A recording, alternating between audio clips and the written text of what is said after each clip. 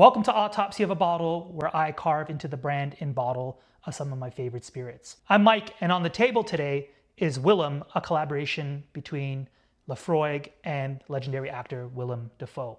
So let's see what it's made of.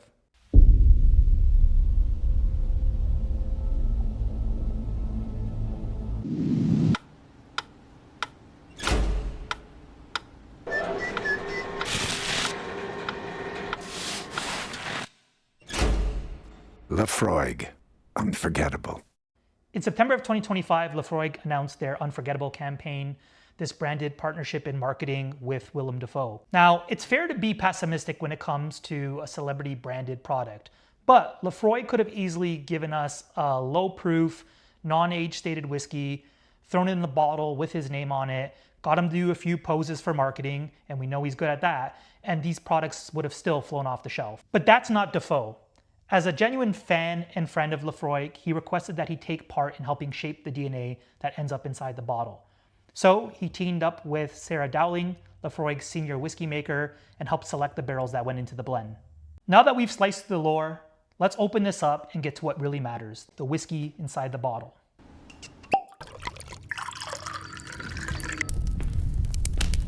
Aside from a super sleek label with Willem's name painted on it, what I appreciate most is what's on the back of the bottle, a very transparent label that states that this was aged for 14 years, first in ex-bourbon casks, and then finished further in Oloroso sherry casks before being bottled at 53.7%. So some proof and heat on that. The nose, wow, is like a citrus medley with grapefruit, orange, mingling with honey and that nice touch of sea spray. Let's see what this tastes like. Wow, that is much darker than I expected. There's coffee, cacao nibs, and a little bit of shoe leather, but then that bright citrus from the nose kind of shows up on the palate as well.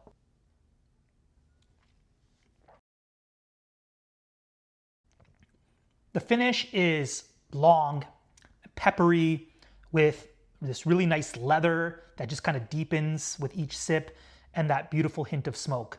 Dafoe's openly discussed that when selecting these barrels, he was focused less on specific tasting notes and more about what made his taste buds and curiosity come to life. But I will admit, his eccentric tasting notes are pretty damn good. How can I put it into words? Like kissing a mermaid in a rocky rowboat on a feisty sea. Like sucking on a burnt match. Like licking a walrus chomping on a seaweed cigar. Now, this wouldn't be any fun if we didn't pair it with a movie. And naturally, I'm going with the underrated gem, Daybreakers. We want to rebuild the human race. A blood substitute is not a cure. I was like you once, and not no more. Who are you? We're the folks with the crossbows. Both the whiskey and the movie tell this story about transformation. In the case of the movie, the goal was to restore humanity back to the vampires. With the whiskey, we're taking 14-year-old Laphroaig and putting it in sherry casks in order to breathe new life into the spirit.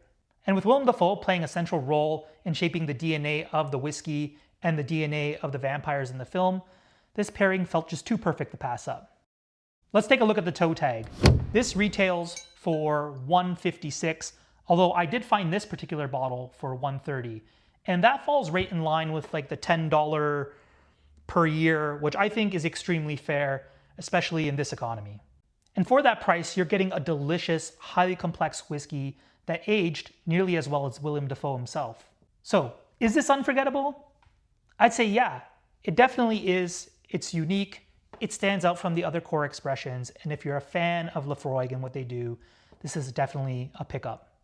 So that's it for this episode of Autopsy of a Bottle. Remember to like, subscribe, comment, and let me know which bottle you'd like to see on the table next. Cheers, Dieners. Cheers.